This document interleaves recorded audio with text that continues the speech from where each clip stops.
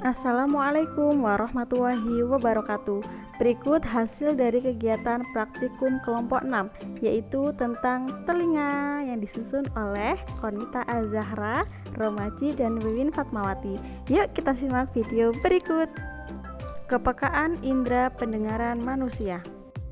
Alat dan bahan yang diperlukan: 1 gelas, 2 sendok, 3 kapas, dan yang terakhir penutup mata. Cara kerja percobaan pertama: 1. Tutuplah matamu dengan sapu tangan. 2. Teman yang lain memegang sendok dan gelas. 3. Tentukan jarak antar temanmu yang ditutup. 4.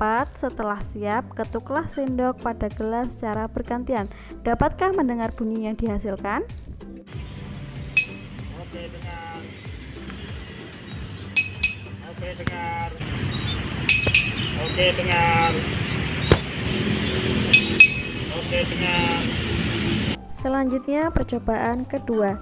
Dapatkah mendengar bunyi yang dihasilkan dan memperkirakan posisi teman yang berdiri? Jarak 1 meter.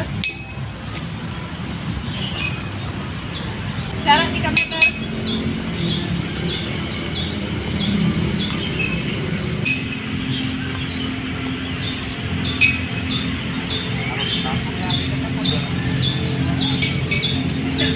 Jarak 12 meter.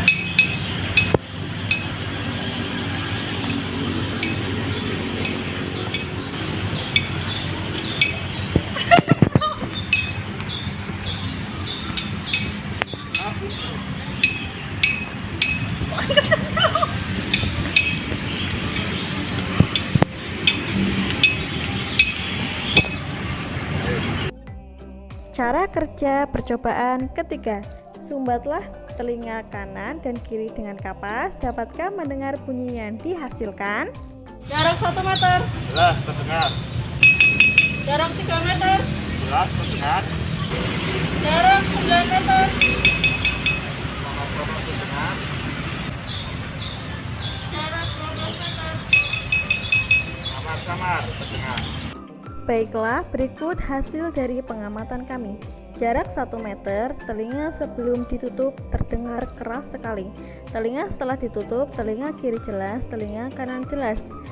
Jarak 3 meter terdengar keras, jelas. Jarak 6 meter terdengar keras, telinga kiri jelas, telinga kanan jelas.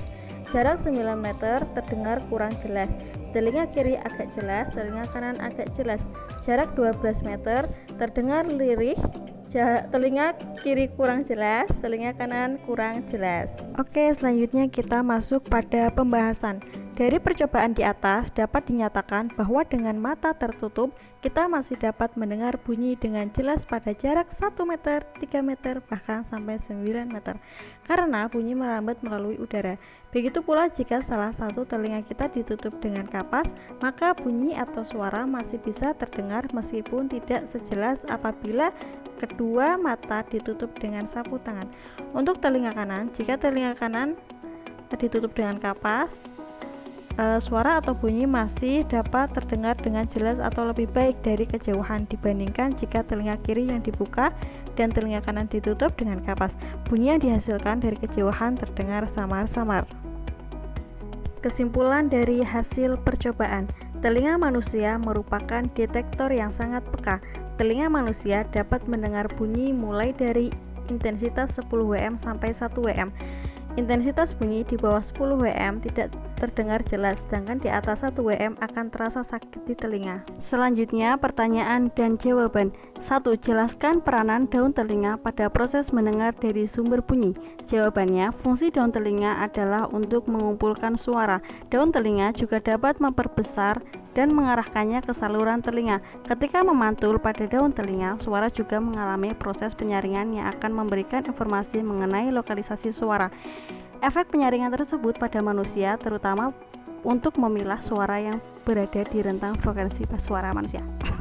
Nomor 2, jelaskan fungsi saluran eustesius. Jawabannya, saluran eustesius memiliki beberapa fungsi, di antaranya: A. Menjaga keseimbangan tekanan udara di dalam telinga dan menyesuaikan dengan tekanan udara di dunia luar. B. Mengalirkan sedikit lendir yang dihasilkan sel-sel melapisi telinga tengah ke bagian telinga hidung. C sebagai filter atau penyaring kuman yang mungkin akan masuk ke dalam telinga tengah. 3. Jelaskan proses terjadinya rambatan suatu bunyi atau suara hingga kita mendengar. Jawabannya, bunyi dalam perambatannya memerlukan medium. Jika kita berbicara dan orang lain dapat mendengar, itu terjadi karena bunyi merambat melalui udara. Bunyi tidak dapat merambat di ruang hampa. Oleh karena itu, jika kita berada di bulan, kita tidak dapat mendengar bunyi dengan jelas dikarenakan tidak ada udara sebagai medium dalam perambatan bunyi. Bunyi juga dapat merambat di benda padat dan cair. 4. Mengapa kemampuan mendengar seseorang satu dengan yang lain tidak sama? Jawabannya, karena pendengaran seseorang ada yang tidak dapat menangkap suara dengan baik, maka seseorang itu tidak dapat memperoleh suara dengan baik. Nomor 5. Faktor-faktor apa saja yang mempengaruhi seseorang menjadi tuli?